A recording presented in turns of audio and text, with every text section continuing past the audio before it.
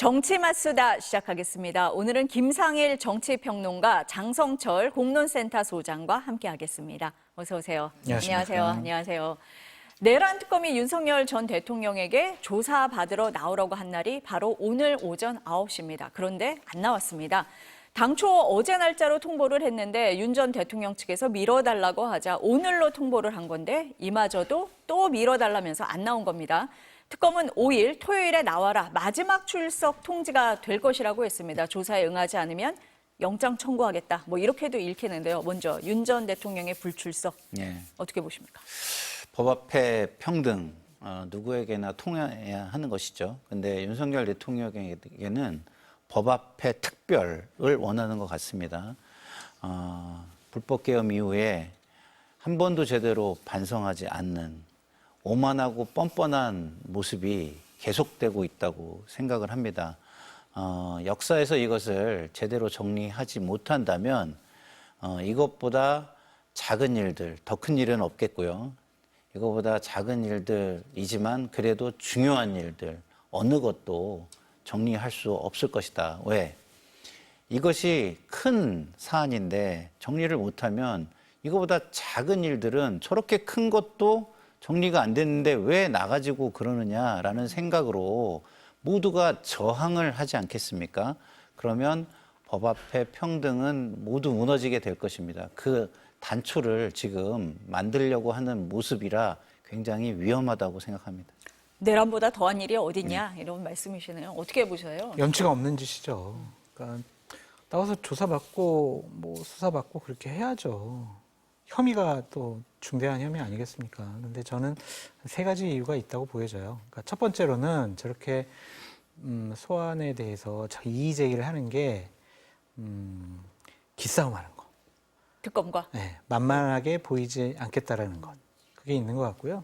두 번째로는 한 언론에서 단독 보도를 했는데 조사 과정 중에서 어떠한 예상치 못한 증거 자료를 내세워서 좀 당황했다. 이런 내용이 있잖아요. 그러니까 새로운 증거가 나왔네. 이거 어떻게 대비해야 되지? 어떻게 대응해야 되지? 법적 논리는 어떻게 해야지? 이 관련자들과 어떻게 좀 말을 맞출까? 그거에 대한 좀 고민이 있지 않을까 그런 생각이 들고요. 세 번째로는 시간 끌기가 있는 것 같습니다. 그러니까 특검은 제한된 수사기간, 조사기간이 있는 거잖아요. 그러면은 좀 수사 일정에 제대로 협조하지 않으면 차질이 생길 거 아닙니까? 여러 그렇죠. 가지로. 기간이 정해져 있으니까. 네.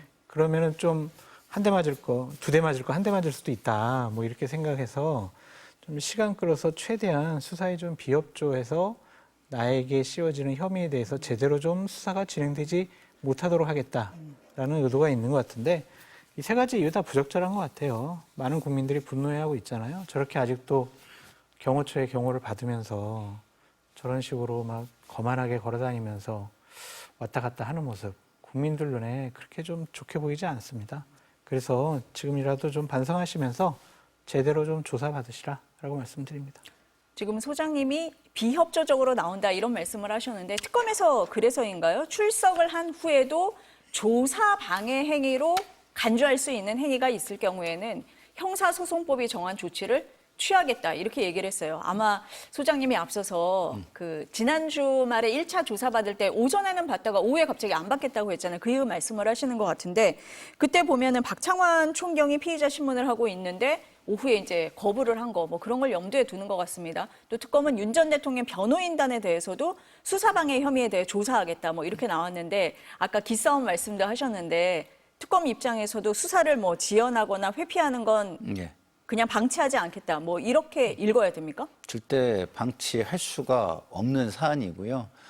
국민들이 정말 관심을 가지고 지켜보고 있는 것이고 이것이 해결되지 않으면 우리나라의 갈등을 해소할 수 있는 기초가 마련되지 않습니다. 진상과 진실이 있어야 그걸 기초로 해서 국민 통합으로 나갈 수 있고 국가 발전과 미래로 나갈 수 있는데 그조차 할 수 없는 것이기 때문에 당연히 강하게 조치를 할 수밖에 없고요.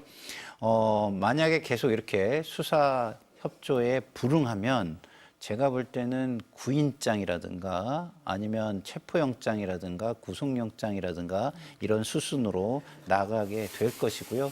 이후 그 변호인단의 수사 방해 그리고 윤석열 피고인의 수사 불응 이 두 가지는 모든 영장 그리고 기소 시에도 내용에 포함될 것으로 저는 예측합니다.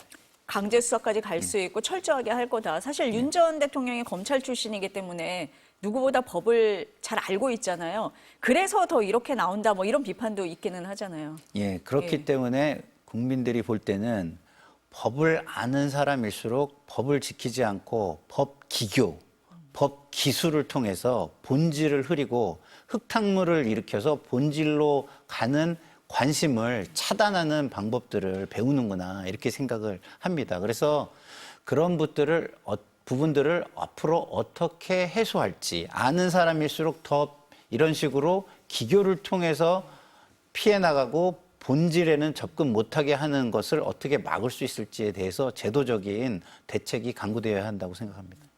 특검도 가만히 안 있는 것 같은데요. 그럼요. 예. 윤석열 전 대통령이 검사 시절에 만약 피의자가 이런 식으로 미안해요. 나 좀 건강이 안 좋아가지고 미안해요. 내가 좀 그날은 나갈 수가 없어요.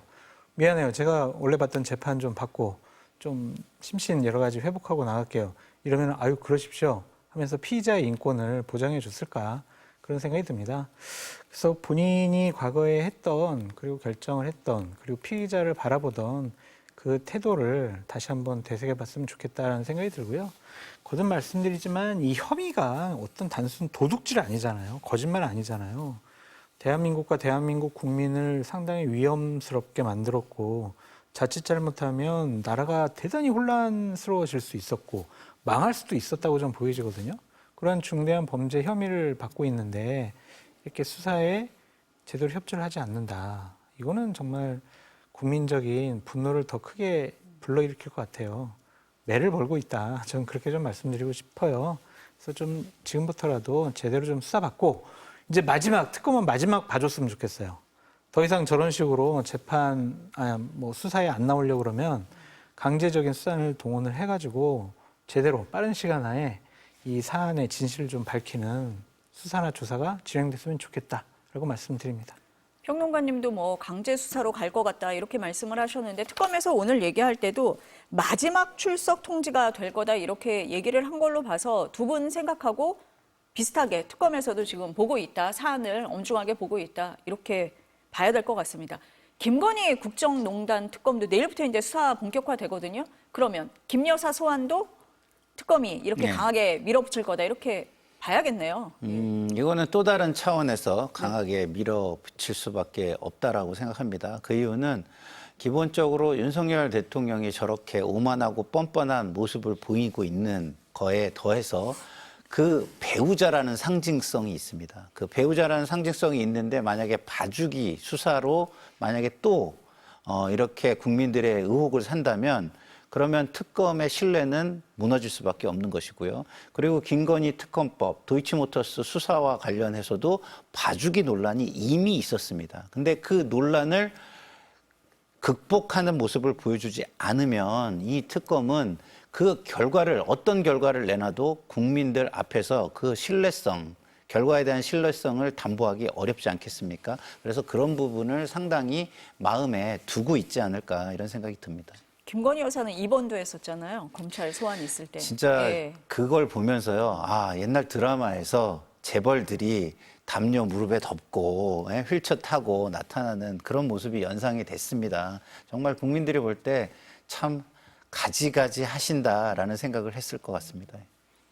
어떻겠습니까? 김 여사 소환은? 아파요라고 할 것 같아요. 그래서 소환에 그냥 원만하게 협조하진 않을 것 같다. 좀 그런 생각이 들고 여러 가지 뭐 법적으로 좀 따져볼 거 다 따져볼 것 같고 체포영장이나 구속영장이 발부되지 않는 선을 지켜가면서 최대한 좀 시간을 끌지 않을까 그런 생각이 드는데 어쨌든 아까도 말씀드렸지만 특검은 제한된 기간 내에 수사를 완료를 해야 되잖아요. 김건희 씨 같은 경우에는 16개 혐의지만 그것이 곱하기 2 해가지고 32개가 될 수도 있는 부분이거든요. 그렇다면 이게 시간 싸움이 될 수도 있어요. 그래서 김건희 씨 측에서 자꾸 뭐 좀 나중에 나갈게요. 뭐 한 주만 미뤄주세요. 이렇더라도 뭐 피의자의 인권 보호라는 것이 검찰청법 8조와 11조에 있긴 하지만은 그거보다는 좀 사안의 중대성 차원에서 제대로 발빠르게 수사와 조사가 진행됐으면 좋겠다. 그게 보수 우파에도 좋아요. 이게 시간 계속 질질 끌어가지고 윤석열, 김건희 이 두 분이 계속 검찰 왔다 갔다 하고 저렇게 휠체어 타고 다니고 또 막 이렇게 걸어 다니고 그런 모습 보이면은요, 국민들이 잊어버리고 있다가도 맞아. 저때 불법 비상계엄했지, 탄핵당했지. 그거를 또 보수파, 국민의힘 사람들은 옹호했지. 그러면은요, 야당으로서 역할을 제대로 할 수 없습니다. 그래서 빨리빨리 저분들 제 바람은 구속당해서 국민들 눈에 안 보이고 제대로 빨리빨리 조사돼서 처벌받아야 국민의힘과 보수파가 살아나갈 최선의 기반도 마련된다. 그런 생각이 듭니다. 김건희 여사도 뭐 체포영장이 발부되지 않는 선에서 시간을 끌 수는 있지만 특검이 그렇게 호락호락하게 하지는 않을 것 같다라는 말씀이시네요. 앞서서 평론가님이 이제 검찰 봐주기 수사 논란 말씀을 하셨는데 그래서 이제 이재명 대통령이 후보 시절부터 검찰개혁 강조를 했었잖아요. 법무부 장관 후보자로 친명 좌장으로 불리는 5선의 정성호 의원이 지명이 됐는데 오늘 출근길 발언 들어보실까요? 검찰 조직의 해체라든가 이런 표현은 적절하지 않은 것 같고요. 국민의 눈높이에 맞는 개혁이 이루어져야 되지 않겠나라는 생각을 하고 있습니다. 다만 수사와 기소의 분리, 또 검찰의 집중된 권한의 재배분, 또 이런 문제에 관련해서는 어느 정도 국민적 공감대가 있다고 생각하고 있습니다. 이 정성호 의원이 주는 상징성도 좀 있는 것 그렇죠. 같거든요. 네. 어떻습니까? 정성호 의원이 네. 주는 상징성은 정말 온갖 군데에서 민주당이 너무 하나로 뭉쳐 있고 그다음에 이재명 당시 당대표 중심으로 되어 있다. 거의 뭐 독재에 가깝다. 이런 속에서 뭐 가장 가까운 사람이 그래도 합리적이고 쓴소리를 하고 그다음에 국민의 안테나가 돼서 민심을 청취해서 전달하고 이런 역할을 했던 이미지로 지금 되어 있습니다. 근데 그런 사람을 호위무사 같은 사람이 아닌 쓴소리도 하면서 그래도 어떤 브레이크나 기어 역할을 해주는 듯한 이미지를 가진 사람을 법무부 장관에 임명했다는 것은 뭐 말씀을 지금 스스로도 하고 계시지만 그 이야기 속에 국민 공감대, 여야의 차분한 논의 이런 단어들이 들어가 있잖아요. 그렇기 때문에 속도만을 중요시 생각하지 않고 그 결과물의 품질도 보장하겠다라는 의지가 담겨 있는 것으로 보이고요. 지난 불법 계엄 속에서 윤석열 그 내란 혐의 피고인이 보여준 되치기 시도가 있잖아요. 그쪽 측에서 그 공수처에 대한 수사권 문제라든가 이런 되치기 시도들이 있었잖아요. 그런 것들이 또 성공했다면 어떤 일이 벌어졌을지 모릅니다. 그래서 그런 어떤 허술한 부분은 만들지 않고 악마는 디테일에 있다는 말을 무색하게 만들 정도로 모두의 공감대와 절제 속에서 아주 품질 높은 개혁을 하겠다 이런 의지로 보입니다. 굉장히 잘된 인사다 이렇게 보이는 것 같은데 어떻게 평가하십니까? 힘자랑하지 않겠다. 밀어붙이지 않겠다. 국회에서 그냥 민주당이 일방적으로 법과 제도의 개선을 추구하지 않겠다. 그렇게 좀 읽혀져요. 대표적인 뭐 타협론자, 대화론자시잖아요. 그래서 이러한 검찰 개혁과 사법제도 개혁과 관련해서는 그냥 우리가 정권 잡았으니까, 우리가 국회에서 많은 의석수를 갖고 있으니까 우리의 뜻과 의지대로 할 거야. 그거보다는 야당의 동의를 얻고 국민적인 합의와 공감대를 형성을 해서 좀 지속 가능한 사법개혁, 검찰개혁을 하고 싶다라는 의지의 표현으로 보여집니다. 진영 내에서는 아니야, 빨리빨리 해야 돼. 지금 집권 초기니까 이때 수구 세력이 나오기 전에 우리 빨리빨리 처리해야 될 수 있어. 그래야 우리가 문재인 정권 때 사법개혁, 검찰개혁 못한 우를 다시 범하지 않을 수 있어. 그렇게 주장하시는 분도 계시겠지만은 일단 제도라는 것, 법률이라는 것은 일방적으로 밀어붙인다고 되는 건 아니잖아요. 그래서 사회적인 대타협과 야당과의 대화 타협을 통해 가지고 좀 지속 가능한 좀 100년대계의 사법개혁, 검찰개혁이 이루어졌으면 좋겠다. 그런 의지를 정성호 의원을 통해서 이재명 대통령께서 실현하고 싶어 하는 거 아니냐. 그런 생각이 듭니다. 한마디로 좀 말씀드리면요. 네. 이 인사를 통해서 정말 성공한 정부, 정말 성공한 대통령 한번 만들어보고 싶다. 이런 메시지가 저는 읽힙니다. 그러니까 정성호 의원이 사실 이재명 대통령하고 가깝다는 거는 다 알려진 사실인데 그 속도보다는 신중론 얘기를 굉장히 많이 하신 분이거든요. 네. 그래서 두 분은 지금 속도보다도 내용에 조금 더 무게를 두는 거 아니냐라고 그래서 보시는 겁니까? 그렇죠. 예. 그러니까 빨리 가서는 이게 오래 가지 못한다. 그리고 또 사회적인 갈등과 분란이 심해질 수가 있다. 또 어떤 기득권층의 반발이 심해질 수가 있다. 그렇게 된다면은 진보 정권에서 계속 추구해왔던 사법개혁, 검찰개혁이 완수되지 못할 수도 있다. 그렇게 생각하시는 것 같아요. 저게 맞죠. 상대방이 반대한다고 그래서 무시해버리고 듣지도 않고 그냥 완전히 배제시켜가지고 논의 구조 자체를 끼어들지 못하게 하는 것. 그건 정치가 아니거든요. 정치는 뭐예요? 나와 의견 다른 사람 설득해가지고 나의 의견에 동조하도록 만드는 거잖아요. 그러니까 반대 진영이라든지 아니면 반대 세력이 여러 가지 얘기를 하면 논의해 보는 거죠. 그래서 더 좋은 안이 나오면 그것도 좀 보충해가지고 같이 사법제도 개혁, 검찰 개혁할 수 있는 거잖아요. 그러한 강력한 의지의 표현이 이번 인사로 나타난 것이 아니냐라는 생각이 듭니다.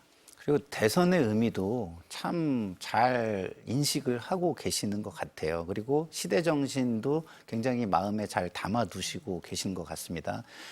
대통령께서는 지난 대선에서 결과로 보였던 어떤 갈등, 이 갈등을 넘어서 국가가 발전하려면 국민 통합이라는 게 정말 절대적으로 필요하다는 생각을 분명히 하고 계시는 것 같아요. 그렇기 때문에 중도층의 우려라는 민심도 굉장히 예민하게 생각하고 반응하고 계시다 이런 생각이 드는 게 그 중도층 민심의 가장 우려가 뭐였습니까? 권력 독점의 우려였잖아요. 근데 정성호 그 후보자 지명을 통해서 권력을 절제할 거야라는 메시지를 분명하게 중도층 국민들한테 보여주고 있다라는 측면에서 앞으로 제가 볼 때는 지지율이 지금 처음 지지율이 원래 가장 높고 점점점 빠지게 돼 있잖아요. 근데 점점점 지금 올라가잖아요. 그래서 그런 추세를 상당히 큰 실망을 주지 않는 한은 유지하지 않을까.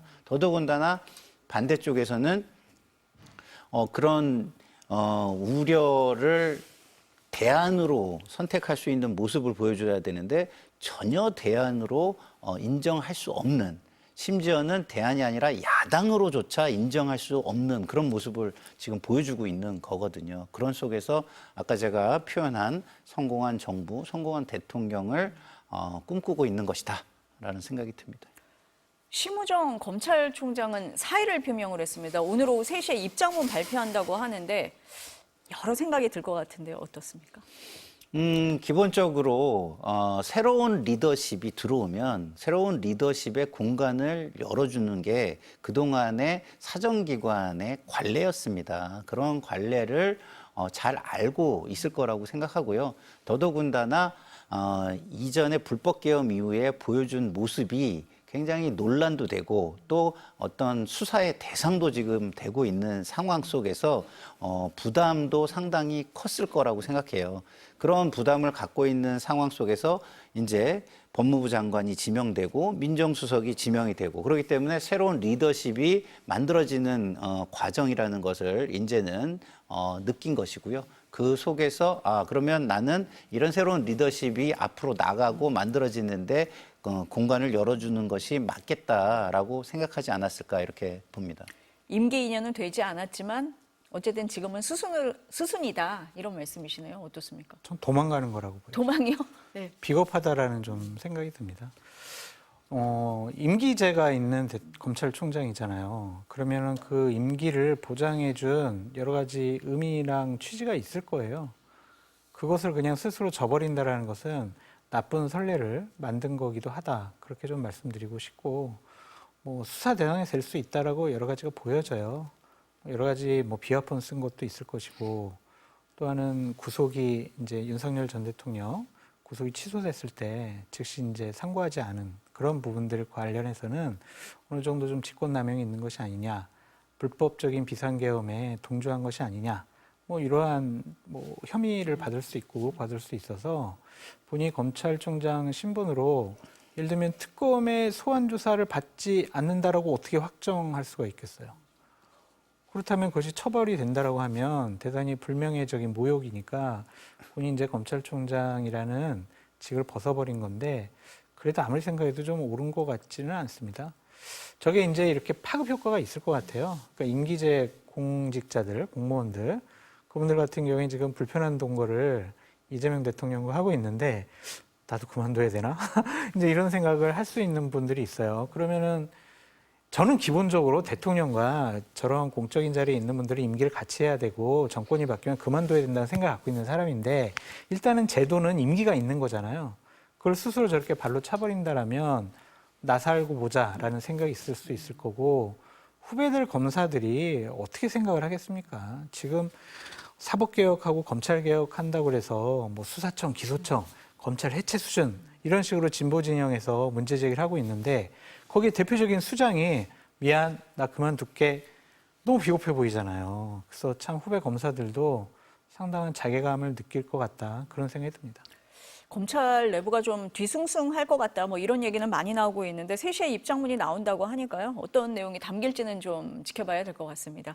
이재명 대통령 얘기를 앞서서 네. 평론가님 많이 하셨는데 모레 3일입니다. 첫 기자회견을 하는데 제목이 대통령의 30일 언론이 묻고 국민에게 답하다 뭐 이런 제목입니다. 통상 100일 기자회견 많이 하잖아요. 네. 그런데 이번에 한 달 만에 하는 것도 이례적이고 방식도 보니까 타운홀 미팅, 우리나라에서는 뭐 잘 안 하는 방식이긴 한데 대통령 앞에 서 있고 뭐 기자들이 기자석에서 이렇게 질의응답하는 게 통상의 그런 형식이었는데 이번에는 이렇게 수평적으로 앉아서 한다는 거잖아요. 네. 어떻습니까? 굉장히 잘 하시고 계시는 거고 이런 느낌이 들어요. 봄이 오는데 그 겨울에 마른 나무 가지에 이렇게 물이 올라오고 생명력이 올라오는 느낌? 그런 느낌이 들어요. 30일 동안. 이게 정권이 바뀐 거에 대한 효능감입니다. 그 생명력과 효능감을 저뿐만이 아니라 모든 국민이 느끼고 있다고 생각하거든요. 그것을 알고 있는 거죠. 그 국민들이 그렇게 느끼고 있는 것을 알고 있기 때문에 소통을 통해 가지고 그리고 통합적인 어떤 모습을 통해서 그 로드맵을 같이 공유하고 국정의 로드맵을 공유하고 함께 힘있게 나가려는 그런 자신감이 배어있는 30일 기자회견이다라는 생각이 저는 듭니다. 그리고 또 하나 야당이 지금 청문회 뭐 인사청문회 이런 거를 계기로 많은 공격을 하려고 하잖아요. 그런 공격을 차단하는 효과도 있겠다 이런 생각이 듭니다. 어떻습니까, 소장님? 저는 그냥 기본적으로 보수파 패널 평론가로서 자괴감을 느껴요.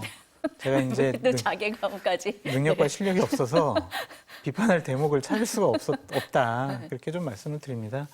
그러니까 상당히 이상적으로 지금 대략 한 달 동안 통치를 하고 계시는 것이 아니냐. 국정 운영 잘하고 계시다. 그렇게 말씀드리고 이런 식의 소통의 방식도 참 이례적인 거잖아요. 그만큼 자신감이 있다라는 거고 또한 여러 가지 부분에 있어서 국민들께 제대로 좀 설명드리고 싶어하는 그런 부분이잖아요. 이걸 어떻게 비판을 합니까? 그래서 참 오늘 이재명 대통령 잘하고 있다라고 계속 찬양 방송을 할 수밖에 없는 그런 상황이 평론가로서는 참 제가 능력이 좀 부족한 거 아닌가. 뭐라도 좀 꼬투리 잡아가지고 비판을 해야 되는데 네. 최근에는 좀 쉬워 보이지 않는다. 그렇게 말씀드려요. 그러니까 이대로 쭉 하셨으면 좋겠어요. 집권 초기니까 이러는데 자꾸 이제 변질되고 변하니까 그러면은 또 나중에 또 실패한 대통령이 될 수도 있는데 집권 초기 이 상황처럼만 계속 메시지 내시고 국민 통합하는 모습 그리고 야당을 존중하고 대우하는 모습 민생 경제를 챙기는 모습 이런 모습 보이시면은 정말 해방 이후에 최초로 성공하는 대통령 박수 받고 떠나는 대통령이 탄생할 수도 있겠다. 근데 너무 지금 한 달밖에 안 지나서 평가하기는 어려운데 어쨌든 뭔가 이제 성과를 나타내기 위해서는 6개월 정도 지나봐야 될 것 같아요. 그때도 이제 변하지 않고 또 내년 지방선거 이후에도 지금처럼 포용력 있는 리더십과 또 야당을 대우하는 모습을 계속 보일 것인지 지금 행하는 모습이 야 우리는 정권 잡았지만 내년 지방선거까지 이겨야 돼. 그러니까 그때까지 우리가 좀 연기를 하더라도 좀 국민들에게 좀 뭐 국민들을 존중을 하고 권력을 남용하지 않는 모습 보여줘야 되겠어. 그런 차원인지 그건 쭉 지켜봐야 될 것 같은데 현재로서는 너무 잘하고 계신다. 그렇게 말씀드립니다. 시작은 좋다 이런 말씀이시네요. 여야 지도부 오찬도 하고 주요 그룹 총수들 간담회도 하고 울산, 광주 방문 또 전용기 안에서 기자들하고 깜짝 기자회견도 했고 외부 인사들하고 뭐 비공개 만찬도 한다. 앞서서 말씀하신 그런 소통, 적극적으로 소통을 하고 있다. 뭐 이렇게 봐야 그렇죠. 되겠네요. 예. 그리고 이 시대가 가지고 있는 절박함과 위기를 잘 인식하고 있는 거예요. 지금 국제 질서가 굉장히 빠르게 재편되고 있고요. 그런 속에서 우리 경제도 굉장히 어려움을 겪고 있습니다. 특히나 지난 불법 개헌으로 인해서 굉장히 불확실성 속에 우리 경제가 내던져졌고 그리고 갈등 속에서 문제 해결로 힘을 모을 수 있는 역량이 거의 쇠퇴했습니다. 그러면 앞으로 이 위기를 다층적인 복합적인 위기를 극복해서 성공적인 국가 발전으로 나가려면 필요한 것은 절대적으로 국민 통합이에요. 갈등이 있으면 이 위기를 극복할 수 있는 에너지와 힘을 모을 수가 없습니다. 그걸 너무 잘 알고 있다라는 생각이 들고요. 그렇기 때문에 지금 상대편에서 이렇게 그야말로 굉장히 안 좋은 모습 그리고 절대 대안이 될 수 없는 최악의 모습을 보여주는데도 이것을 뭐랄까 상대방을 공격하거나 이런 것이 아니라 오히려 중도층 국민의 지지를 끌어오기 위한 어떤 소통하는 모습 그리고 국민 통합을 중요하게 여기는 모습, 존중하는 모습 이런 거를 보인다는 차원에서 앞으로 위기를 함께 극복해 나갈 수 있는 기반을 닦고 있다. 저는 그렇게 생각합니다. 어떻습니까? 소통 면에서는 어떻게 좀 쓰세요? 이것도 비판할 거 없어요? 아니 이렇게 소통하시겠다는데 왜 소통하냐고 이렇게 비판할 수는 없잖아요. 네. 그래서 다양한 계층의 분들과 계속 말씀 나누시면서 여러 얘기 듣는 거 잘하시는 거죠. 이거 어떻게 비판을 하겠습니까? 참 일하고 싶어 하시는 것 같다. 좀 그런 생각이 들어요. 본인 생각도 말씀을 많이 하시고 또 여러 뭐 토론회라든지 모임 자리 가면 얘기해 보라고 이렇게 적극적으로 권하는 모습은 상당히 긍정적이다라고 말씀을 드리고 제가 최근 인사와 관련해가지고 상당히 긍정적으로 보는 측면이 하나가 있어요. 그게 뭐냐면 내각과 대통령 비서실에 강성 친명 세력으로 상징되는 분들이 그렇게 눈에 띄질 않아요. 비서실장이라든지 정무수석이라든지 이런 분들이 이재명 대통령과는 조금 거리가 있던 분들 아니야? 친명은 아니지 않나? 그런 분들을 임명을 했고 또한 정성호 의원 같은 경우도 친명 좌장이라고 하지만 그냥 이재명 대통령이 시키는 대로 이거 하세요 저거 하세요 그러면 예 알겠습니다. 그런 분이 아니잖아요. 다른 얘기를 할 줄 아는 분이었잖아요. 그래서 한때는 좀 멀어졌다 그런 얘기도 나왔었는데 그런 분을 가장 중요한 법무부 장관, 검찰개혁, 사법개혁 하는데 일을 맡겼단 말이에요. 그거는 뭐겠어요. 나는 그냥 나를 무조건 지지하거나 옹호하거나 응원하거나 내 말만 듣는 사람 그런 사람들과 국정 운영하지 않겠어. 누구처럼? 윤석열 전 대통령처럼. 윤석열 전 대통령은 정치인 최대한 배제시키고 자기 그냥 개인적인 친분이 있거나 교수 출신이거나 관료 출신 중에서 마음에 드는 사람 골라다 쓰다가 결국에는 어떠한 정무적인 판단 제대로 하지 못하고 불법 비상겸 해가지고 망한 정권이 돼버렸잖아요. 그에 대한 반면교사를 충분히 삼는 것 같아서 친명 세력이 그렇게 목소리 크게 똘똘 뭉쳐가지고 우리가 이재명을 지켜야지. 우리만이 이재명 대통령 국정운영에 뒷받침할 수 있어. 이런 식의 주장도 그렇게 없어 보여요. 그러한 제도적인 틀을 만들어 놓은 것. 무엇을 통해서? 인사를 통해서. 그런 점들이 이재명 대통령의 이제 국정운영 방침이라든지 인기가 상당 기간 좀 괜찮을 수 있겠다. 그렇게 좀 전망을 해봅니다. 지금 우리 장 소장님 말씀하시니까요. 저는 윤석열 대통령 첫 인사에 한동훈 장관을 법무부 장관으로 앉힌 거하고 너무 대비된다는 생각이 들어요. 그때 야당에서 나온 얘기가 지금의 여당에서 나온 얘기가 뭐였습니까? 야, 이거는 그냥 선전포고다 이렇게 얘기를 했잖아요. 그래서 지금은 그 선전포고에 반하는 어떤 협치를 선언하는 듯한 그런 모습이다 이런 생각이 듭니다.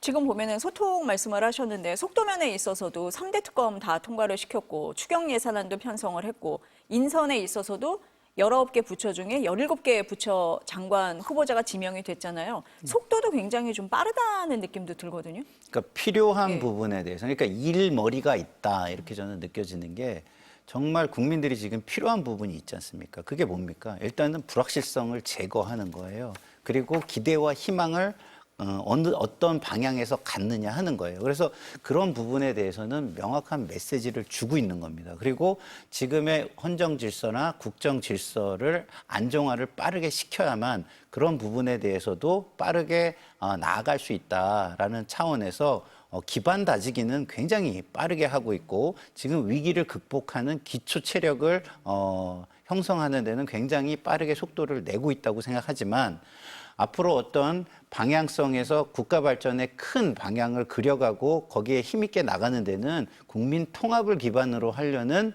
어떤 의지와 메시지도 명확히 보인다 이렇게 말씀을 드릴 수 있겠습니다.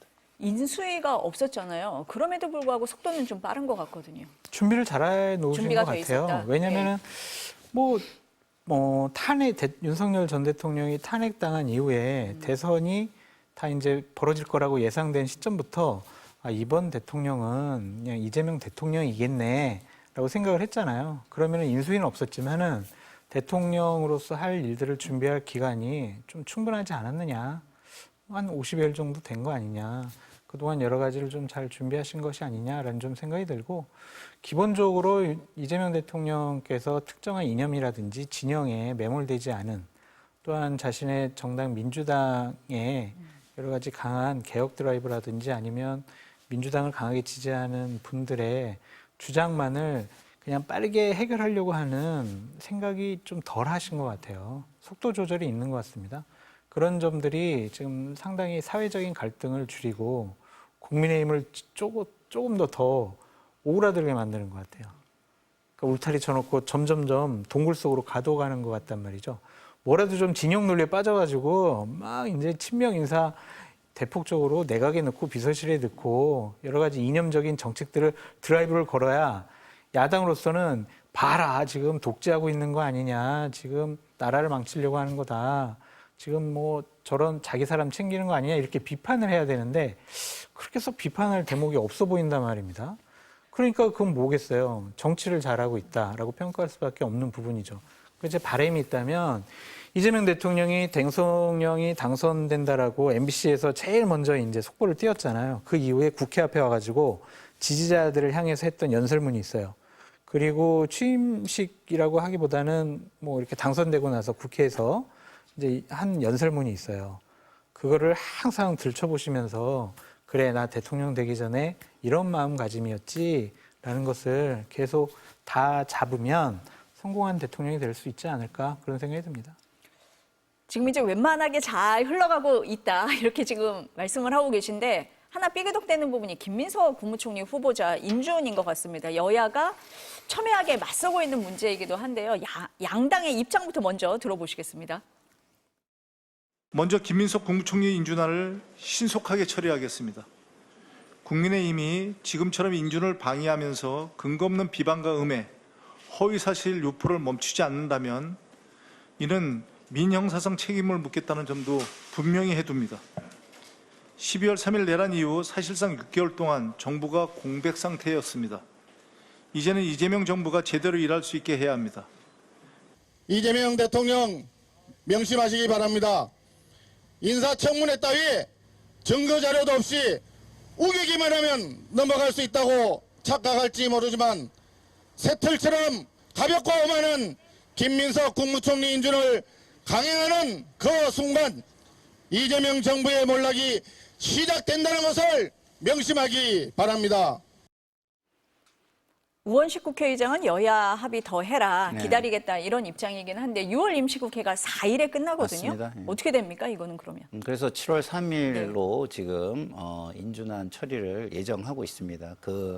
3일 정도의 시간을 더 준 것이죠. 그래서 저도 방송을 통해 국민의힘에 좀 말씀을 드리고 싶어요. 높은 도덕성 아닌 거 알아요. 예. 그리고 국민의 모범이 될 만한 모습도 아닙니다. 그렇지만 그거와 그동안 6개월 공백 동안에 우리가 겪었던 혼란과 그다음에 많은 위험 요소 이런 거를 생각한다면 좀 이렇게 좀 저울질을 하셔가지고 이번에는 인준에 임해 주시면 어떨까 이런 부탁을 드리고 싶고요. 그리고 이재명 대통령께는 뭐 많은 어려움이 있을 겁니다. 이 전 정부의 문재인 대통령, 전 정권의 그 윤석열 전 대통령 다 뭐라 그랬냐? 도덕성 부분을 중심으로 사람을 찾기가 너무 어렵다고 실제로 다 토로를 했어요. 그러면 그렇다고 해가지고 국민의 바람이 도덕성은 생각하지 않는 최고위 정책 결정자를 원합니까? 그건 또 아니잖아요. 그렇기 때문에 이번에는 좀 배려를 하고 대신에 그럼 이후에 인사는 그리고 인사청문회는 어떤 기준을 가지고 할 것인가를 좀 합의하는 것을 요구하면 어떨까 이런 부탁을 야당과 여당 그리고 대통령께 드리고 싶습니다. 어떻습니까?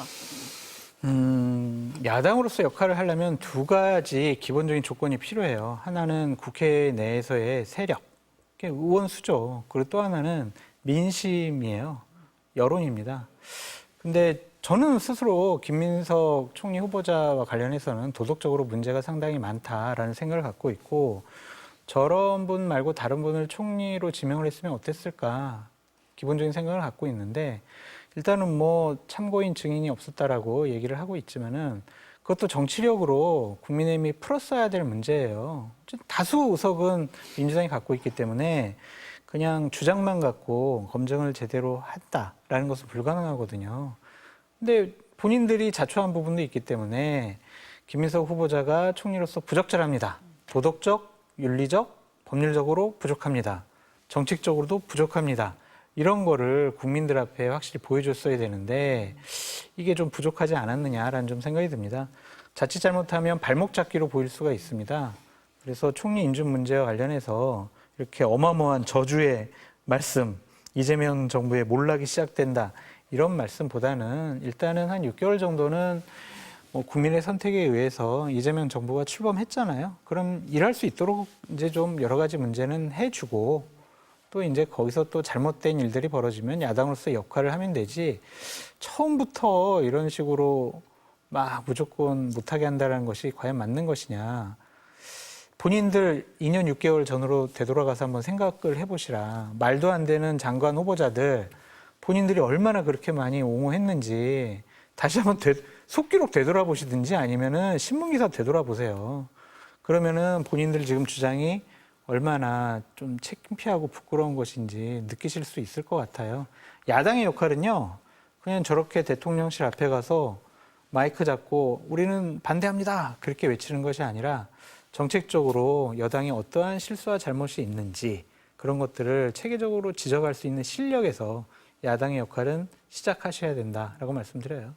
하나만 더 말씀드리면 실력도 실력이지만 일단은 자격을 갖춰야 돼요. 근데 지금 야당의 모습은 그 원죄에 해당하는 것들을 털어내지를 못하는 거예요. 그러니까 국민의힘에 쌓여가는 원죄에 해당하는 것들을 보면 저는 안타까운 게 친일 이미지를 떨쳐내지 못하고 그다음에 반민주 독재 이미지를 떨쳐내지 못하고 그다음에 5.18이나 이런 부분에 있어서 그 계속해서 북한과의 어떤 색깔 뭐랄까요 북풍 공작 뭐 이런 이미지를 떨쳐내지 못하고 이번에 불법 계엄 내란 동조라는 이미지를 떨쳐내지 못한다면 국민들이 야당의 자격을 인정해 줄까? 이걸 좀 먼저 저는 고민해야 되지 않을까. 뭐 실력도 굉장히 중요합니다만 아예 국민들이 볼 때 저 사람들은 저런 얘기를 할 자격도 없고 무슨 말을 하는 것 자체도 짜증나고 귀를 기울이고 싶지도 않아. 이렇다면 아무리 옳은 소리, 아무리 실력 있는 이야기를 해도 국민들에게 소구되기가 쉽지 않을 거다라는 생각이 듭니다. 그럼 이 모습은 어떻습니까? 나경원 의원이 김민석 국무총리 후보자 지명 철회 주장하면서 국회 본청에서 철야 농성하고 있잖아요. 김민석 후보자가 어제 찾아갔습니다. 잠깐 보실까요? 아이고 거기 가서 고생하세요. 계셔야지. 난 여기 뉴스에서만 뵙고 앉으셔. 괜찮아. 우리 김밥 먹었죠? 웰빙 단식. 웰빙 나는 언제 단식한다는데. 아 단식하시는 건 아니지? 너무 단식하지 마. 단식은 왜 해요? 단식해도 안 내려올 거잖아. 단식하면 아니, 내가 내려올 거야? 좀 자료 좀 내요, 자료 좀. 우리 당 인사 아니 나 자료 다 갖다 줬는데 그걸 보지 않고 들어오질 않고. 아니 무슨 마지막 증여세 낸 거 자료 아니 다 낸다고 갖다 안 냈다는데. 드렸는데 다 냈다. 보질 않으셔요. 이 철야 농성장에서 오간 발언인데 어떻게 보셨습니까? 글쎄요, 저거를 네. 텍스트로 이렇게 보면 좀, 굉장히 좀 그 뼈 있는 말들이 오갔다, 이렇게 보실 수 있겠지만, 지금 보시면 친구들이 그냥 툭툭툭 이렇게 좀 약간 찔러보는 듯한 정도의 분위기예요. 저런 분위기면은요, 김민석 후보자가 잘 찾아간 거라고 저는 봅니다. 가서 뭐 정색하고 이거 잘했어 못했어 이런 게 아니잖아요. 오히려 약간 풀어주려고 그러고 분위기를 좀 약간 부드럽게 가져가려고 하는 게 저는 훨씬 더 컸다. 저거는 거의 뭐 또 친분들이 있는 관계잖아요. 막 그 파리학번 파리학번 동기라고 동기라고 하죠. 예. 하는 김미애 의원까지 다 그런 친분이 있는 사이에서 저 정도의 좀 약간 뭐 이렇게 쿡쿡 찌르는 정도의 뭐 좀 약간 아플 수 있는 부분을 좀 오히려 장난기가 있다는 느낌이 들 정도로 이렇게 쿡쿡 찌르는 정도는 그냥 아이 다음부터 잘해. 이거 아닌 건 알잖아. 뭐 이 정도 선의 대화였다라는 생각이 저는 들어서 김민석 후보 가서 저렇게 얘기하는 모습 앞으로 계속해서 좀 본인이 거북한 얘기를 듣더라도 자주 했으면 좋겠다는 생각을 했습니다. 어떻게 보셨어요, 소장님? 약 올리러 간 것 같아요. 이렇게 뭐 철야 농성 하더라도 나는 국회에서 인준 받고 나는 총리가 될 거야. 그러니까 하지 마 그런 거. 약 올리러 간 것이 아닌가 좀 생각이 들어가지고 저는 저걸 왜 가셨을까 좀 그런 생각이 좀 들어요. 그래서 좀 이제 일국의 총리시잖아요. 그러니까 저렇게 좀 사적인 얘기 같은 것들이 나가는 것이 과연 좀 뭐 맞을까 좀 그런 생각도 들었고 좀 다른 형식으로 위로하려면 다른 형식으로 하시는 것이 어땠을까 좀 그런 생각이 듭니다. 그러니까 나경원 의원도 보면은 저러한 단식이 아니죠. 철야 농성 하는 게 왜 그러겠어요. 나 당대표 나갈 거야. 지지층을 향한 지금 철야 농성이거든요. 김민석 후보자가 저기 찾아간 것도 지지층을 향한 소구 같아요. 나 이렇게 자신감 있게 저 상대 진영에 대해서 내가 이렇게 밀리지 않고 담대하게 맞서고 있으니까 지지층 여러분 저를 좀 지켜주시고 저를 지켜봐 주세요. 뭐 이러한 메시지를 주려고 한 것이 아닌가. 그래서 서로 자기 진영의 지지를 받기 위한 저런 퍼포먼스를 하는 것이 아니냐 그런 생각이 좀 듭니다. 근데 네. 제가 좀 그런 시각으로 보실 수도 있겠지만 그렇지 않았으면 좋겠다는 거는 지지층을 위하면 저기 가서 정색하고 이야기를 했을 가능성이 저는 높다는 점이 하나 있고 그리고 약을 올리러 갔으면은 저기에서 또 뭔가 갈등적인 상황이 연출될 수 있는 가능성이 굉장히 많은 상황이라는 두 가지를 생각한다면 부드러운 어떤 제스처였다고 좀 봐주셨으면 좋겠다 이런 말씀을 드립니다. 소장님이 나경원 의원이 당대표 염두에 네, 두고 네. 있다라는 말씀하셨잖아요. 네. 그래서 지금 앞서서 대화에 보면 웰빙 단식 얘기가 나오는데 웰빙 농성이라고 민주당에서 공격하는 것뿐 아니라 국민의힘 안에서 공격을 하더라고요. 김종혁 최고위원이 그런 말씀을 하셨죠. 그렇더라고요. 네. 제가 만약에 나경원 의원의 참모라면은 저런 식의 농성은 좀 피했을 것 같아요. 그러니까 절실해 보이지 않잖아요. 비장감이 있어 보이는 건 아니잖아요. 그리고 저렇게 농성을 한다고 많은 분들이 안타깝네. 아이고 걱정되네. 이거보다는 아이고 김밥도 먹고 뭐 이렇게 선풍기도 하고 시원한 곳에 있네 이러잖아요. 저게 저 로텐다홀이라는 곳은 어떤 곳이냐면요. 일반인들이 왔다 갔다 하기가 거의 불가능한 곳이에요. 그냥 국회의원들이나 보좌진들이나 국회 직원들만 보이는 거거든요. 그러려면 저런 농성을 왜 해요? 저걸 왜 알리려고 그래요? 김민석 후보자가 부적절을 해요라고 보좌진들하고 국회의원들한테 알리려고 하는 건 아니잖아요. 국민들한테 알리고 싶어 하는 거잖아요. 그럼 어디로 나가야 돼요? 광장으로 나가거나 국회 앞에 나가거나 아니면 국회 앞에 계단 그쪽에 가서 해야죠. 그래서 많은 일반 국민들이 와서 뭐 환호도 하고 뭐 응원도 하고 지지도 하고 그런 모습 보여야 되는 거 아니에요. 근데 지금 그렇진 않잖아요. 지금 실내에서 하시는 농성이잖아요. 과연 저게 국민을 위한 거냐 아니면은 본인과 지지층을 향한 거냐 그건 아마 많은 분들이 생각하실 수 있지 않을까라는 생각이 들어서 절실함이 없는 비장함이 없는 저런 농성은 실패작이다 그렇게 보여집니다. 국민의힘 안에서도 보수에서도 비판을 하시네요. 아유, 오늘 두 분 말씀 여기까지 들어야 될 것 같습니다. 감사합니다.